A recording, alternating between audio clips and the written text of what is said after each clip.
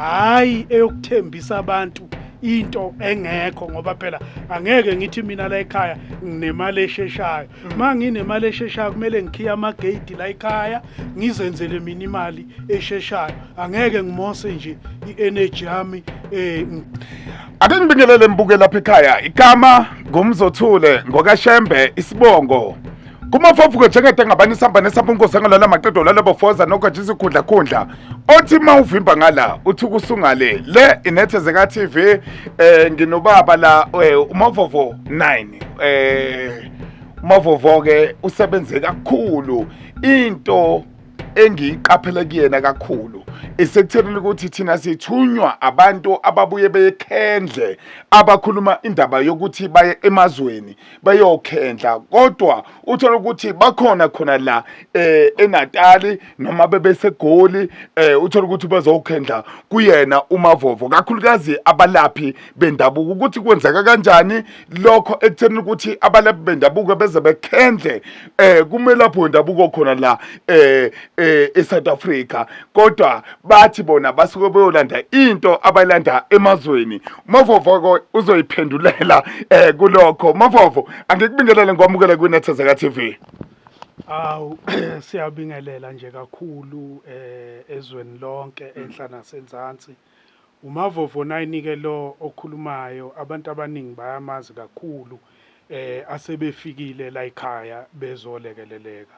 Ngiyanibingelela nonke, nginithanda nonke eSouth Africa nase-Afrika yonke. uMavovo 9 ke lo onibingelelayo. Mavovo, ngifuna singene kule nkulumo engena kuyona kakhulukazi ekutheni ukuthi abantu kuwena bafika bezokhendla ngokuthi bazolanda into ekuthiwa eyasemazweni, kodwa beyilande khona la eNingizimu Afrika.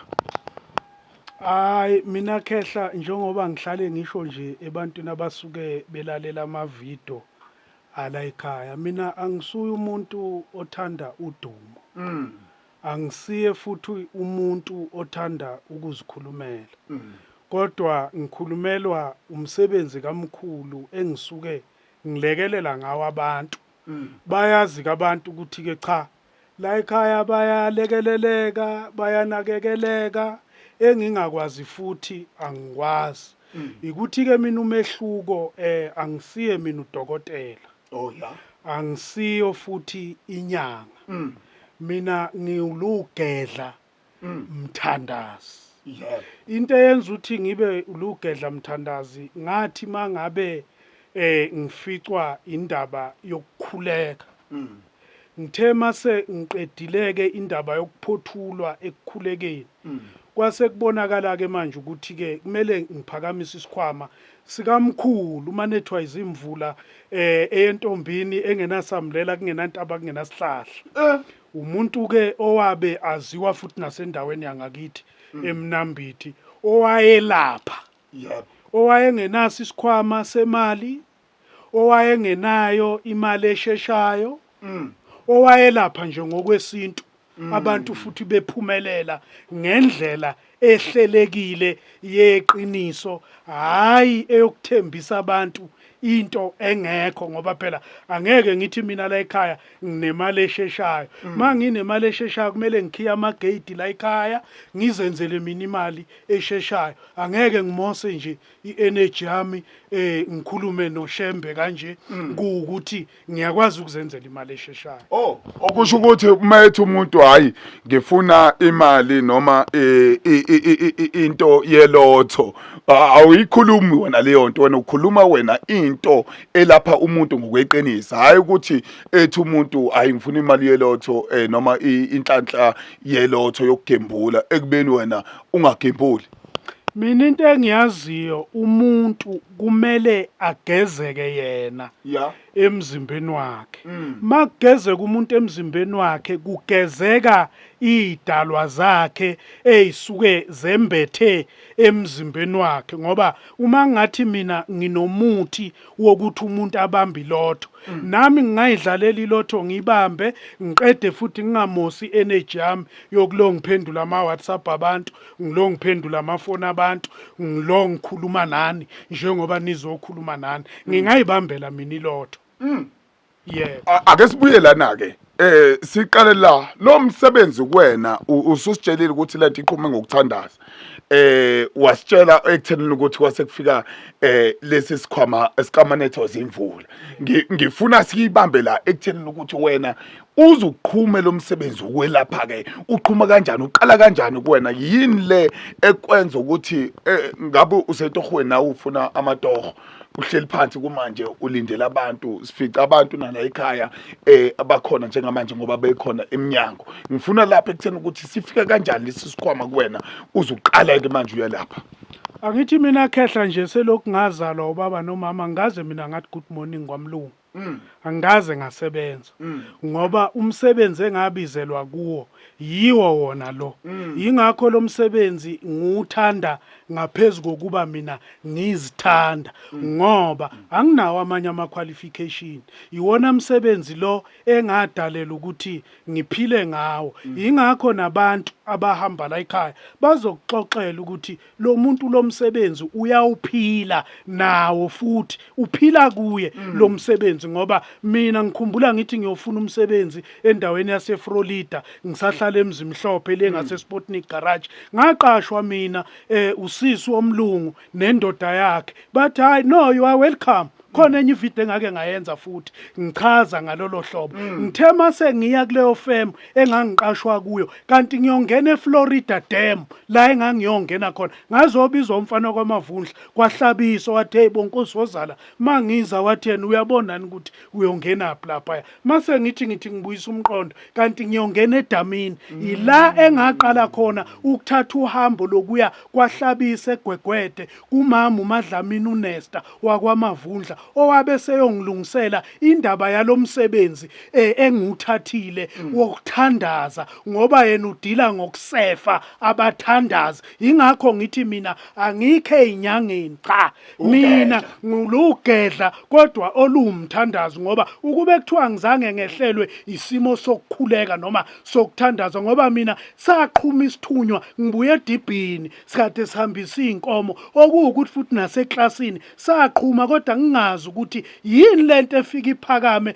bese ngikhuluma ulimi olungaziwa ngaze ngachazelwa umama wakwaMthembu ngenhla kwasekhaya uMamtshali wathi lo mntwana wehlelwa isimo sesithunywa ukuthatha kwami kumsebenzi wabantu abadala ngizwa kahle angifuna ukubuya la ekuthenini ukuthi ugedla kuyaziwa ukuthi isikhathi esiningi ahloli wena kuqhume isithunywa uyakwazi ukubonela umuntu inkinga shothi ukuthi le nkinga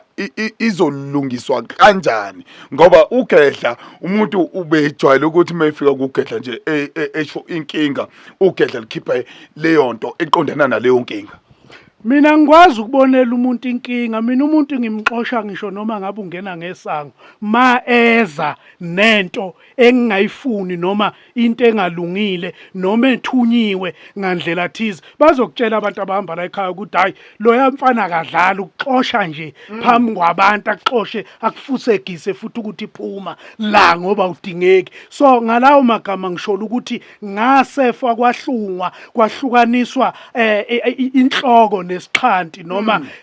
amabele ahlukaniswa namakhoba ukuthi kuhlale lokho kwabekwe emzimbeni wami ngoba njengami nje ngiyazazi mina izinto engizidlayo ngiyazazi izinto engingazidli ngiyazazi indawo engingena kuzo ngiyazazi indawo engingangeni kuzo ngoba khona lokho kwashayelelwa emzimbeni wami kwabethelelwa ngaba nemiyalo engayalwa ngayo engihamba ngayo ingakho mina abantu abanye kunemsebenzi engithi mangiyenza la ekhaya mangiphakamisa abantu ngihlale nabo phansi ngoba kukhona imisebenzi engithi mangiyenza ibe nepunishment ma wena ungenzanga lokho layelwe khona ubuye uze ekhaya kwaMkhize uzocenta ibala uvulela inkomo zakwamkhize ulanda imbuzi zakwamkhize uthutha amanzi kwaMkhize uhlakule kwaMkhize ipunishment engizobe ngikunikeze yona ngoba mawungazange ukuzolanda leyo punishment uzokwenza leyo punishment leyo ikhanda liyaphithana uphambana uhlanye udobha amaphepha ayi ngizwe kahle khabazela yabona ngikhulume ngithi ngiqala inkulumo yami namhlanje ngoba nawe namhlanje ngiqalela ekuthenini ukuthi nampa ke abantu abangabelaphi bendabuko abelaphayo abantu abanethunya abajwayele ukuthi hayi sisayokhendla noma siyolanda into yasemazweni thola ukuthi sebefika kuwena lento kuwena ichuma kanjani. Angithi phela mina khehla into eyenza ukuthi ngilekelela abantu nabanye ababelaphi bendabuko ingoba njoba ngichaza ukuthi mina ngugedla. Ugedla abantu abakwazi ukuvusa izinto ezisuke ezilele noma izinto ezisuke ezifile bayihlanganise ngamakhubalo thizeni ukuthi zivuke zikhulume noma zithumeke ngaleyo ndlela wena osuke ufuna ngakhona. Abaziyo futhi ukuthi mabeyicupha bazicupha kanjani. Ugedlo lazi leyo nto ngoba mawuzoya uthi uyohlanganisa into ezivuswayo uya kumuntu ongenalwazi lokuthi lezi zinto ezivuswayo zilokhwa kanjani ukuthi egcineni zingagcini zihlukumeza umndeni wakho. Ila uzodibana khona nezinkinga usuthola abantu sebeza kini nina abantu bama TV esethu umuntu mina sengilalwa inyoka mina sengilalwa isilwane thizeni kanti uye kumuntu yena obhale mhlawumbe into akayibone ku YouTube noma akayibone ku TikTok ishiwo umuntu othize kodwa engazi ukuthi kulama ingredient yini okumele uyifake noma yini into okumele ulokhe ngayo kuze lento ingabi nankinga. For example nje khehla nje sibona lesi sigubhu mawungathi uyabukisisa kahle ngithi uyabo kunezitiki la ikamentshisi kuneva la lengungumbane which means lento le elaphakathi ngifakela ukuthi mawukubiba nankinga kungcono kuvuthe lo mentshisi dani ukuthi lento backfire kimi noma ebantwaneni bami imisebenzi yamagedla ke leyo. Kodwa wena mawuzozwa ngomuntu ukuthi hlanganisa lesi leligone njoba likanje uzothatha wena uhlanganisa ukuyeke kunje makuba nenkinga la kwenzakalana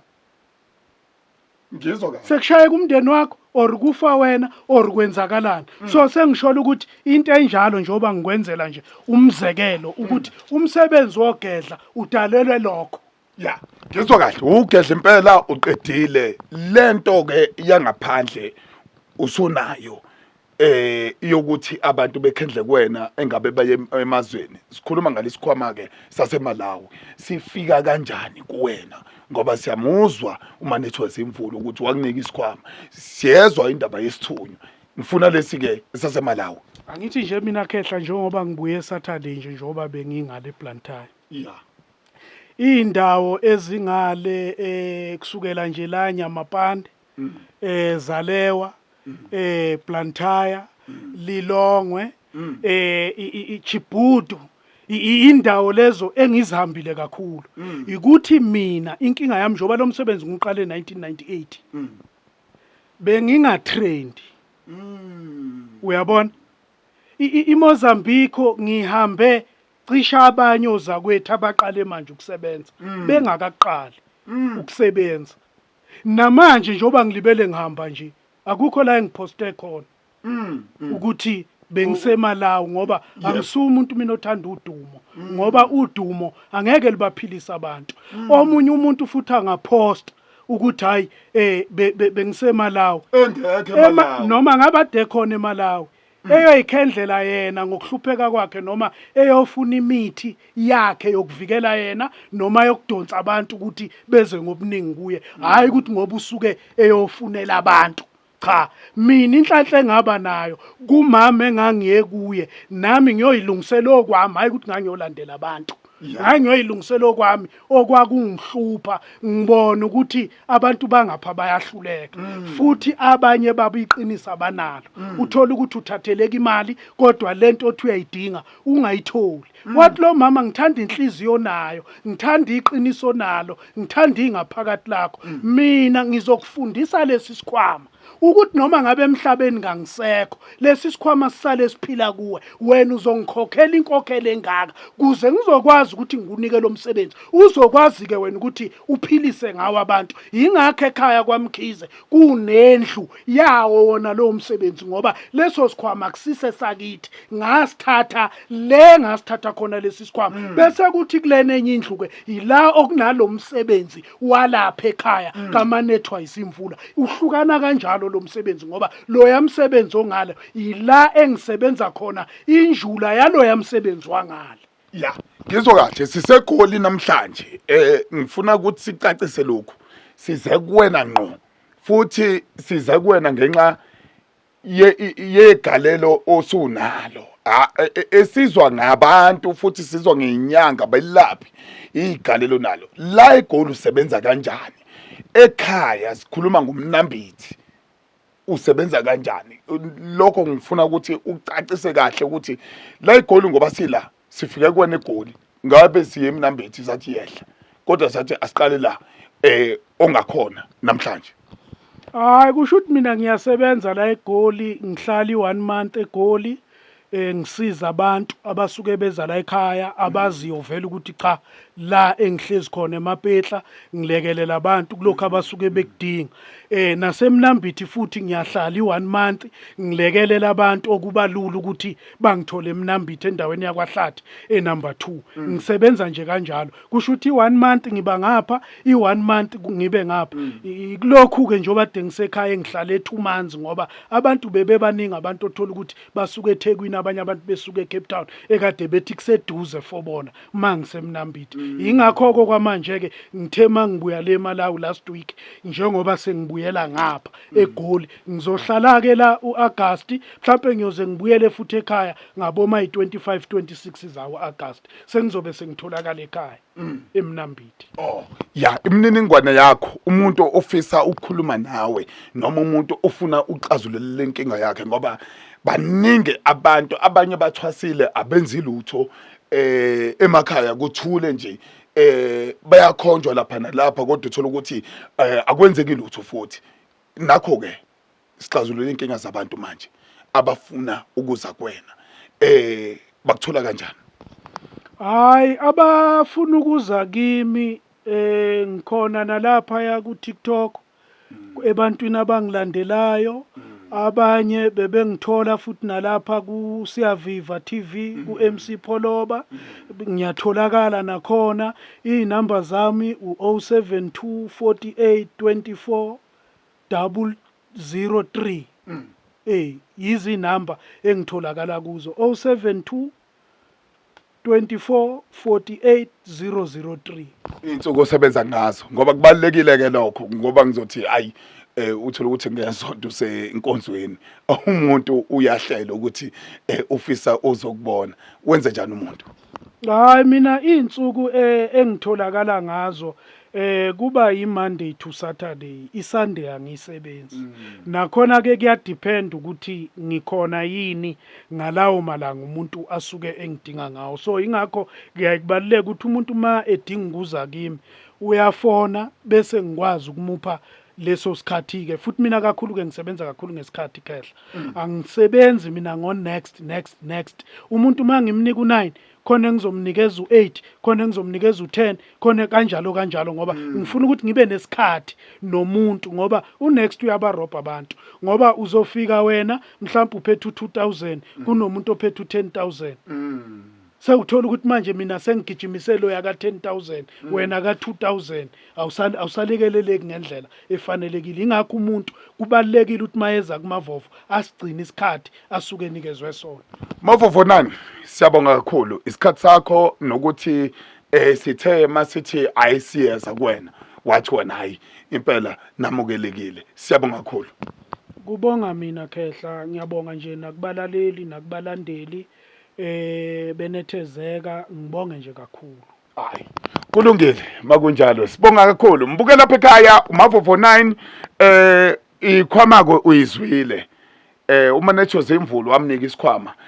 waphinda futhi kwaba isithunywe esaqhuma waphinda futhi waba nesikhwama asilanda ngaphandle lesikhwama wayelungisela inkinga zakhe uMavovo uyafika khona kwathandwa inhliziyo yakhe kwathiwa asikufundise lento ukuze ungakwazi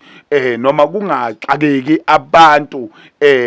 ukhona futhi inhliziyo yakho ukwazi ukwenza iqiniso kubantu. Siyabonga sisendombeni la siseGoli ke iseMapetla la sikhona njengamanje emnambithi kwaHlathi number 2 kwaHlathi nakhona sikhona isigodlo sakhona ensukwini engengakhi sofika futhi nakhona emnambithi kubonakale. Igama lami ngumzothule ngwakaShembe Sibongo mafofuke njengedangabani sihamba nesamba umgodi sangawolala maqedwe lala bofowazana nogwatshisa ikhundla othi mawuvimba ngala uthi usungale ngumkhovu ozondlayo ngumadaleni oyishasa ngentela ayiphindi ibonane.